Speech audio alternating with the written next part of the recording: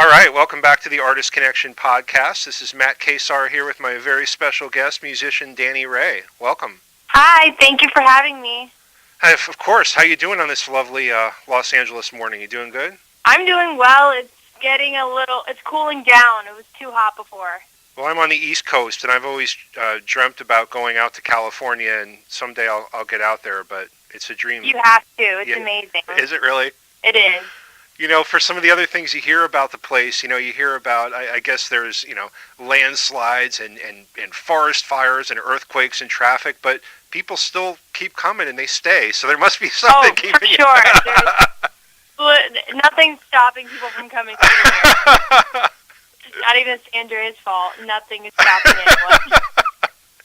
So there must be something. I'll definitely have to. There has to be something. Have a lot to check of it out. I don't know if it is. So I was telling you, I have your new album. It's called Yo, and yes. For a debut album, it's solid. They're great songs on there. Thank you. Your voice is awesome too. Thank you so much. Really appreciate that. Yeah. Well, how did it all come about? How did you get started on it? Well, I got started when I was younger. My dad was a really great percussionist and like a huge music lover.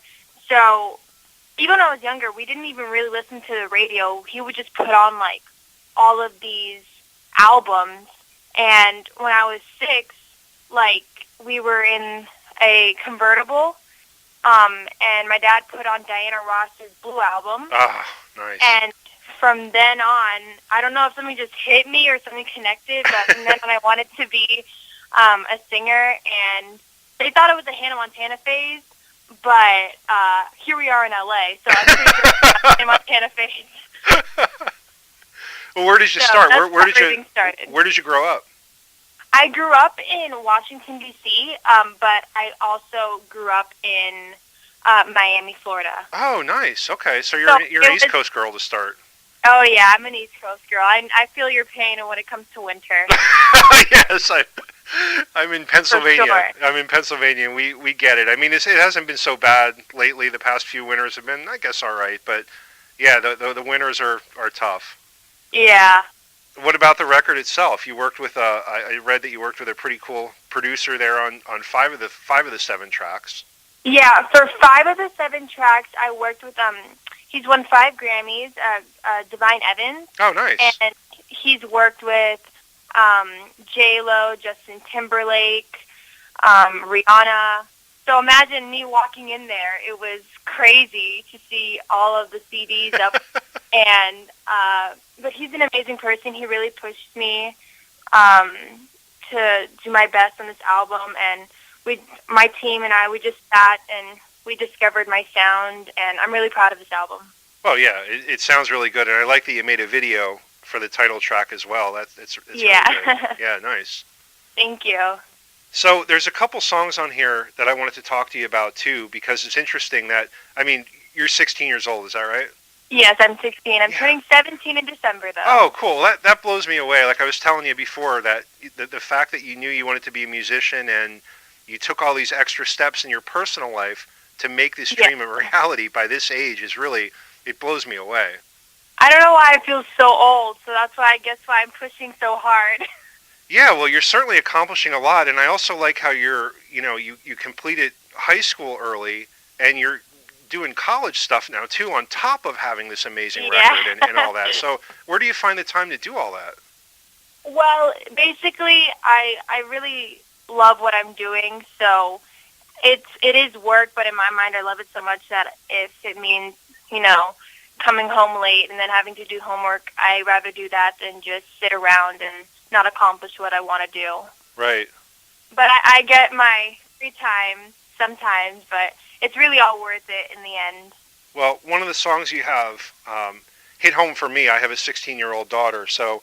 Oh, wow. Yeah, so it's interesting, Just a Girl, you talk about a lot of the pressures on young women, or just women in general, really, but... Seriously. I like how you put that out there, because it seems interesting to me, and now you made this decision where you're an entertainer, and you're going to kind of grow up, I mean, in the public eye. You're out there, your picture's out there, your music's out there, which comes along with all of the Twitter stuff and Facebook stuff and comments that you get from people. how do you kind of sift through all that? How do you maintain? I don't know. How do you maintain your sanity? Because I mean, there's a lot of nice people, and of course you have your fans. But what do you do when people aren't so nice? Of course. Well, for Just a Girl, it was a very personal song because I think people who are looking from the outside of this industry think it's all the glitz and glam, and that people in this industry are really scrutinized about their weight, Sure. the way they look. It's really, I mean, I feel that now because of social media, it's way bigger than it was in the old days. But for me, I just like to be real with people and let them know that, hey, I'm honestly just like you guys. I have to go to the gym. I love to eat a lot. I sometimes don't want to get dressed and put makeup on. I'm not some crazy alien that has no flaws.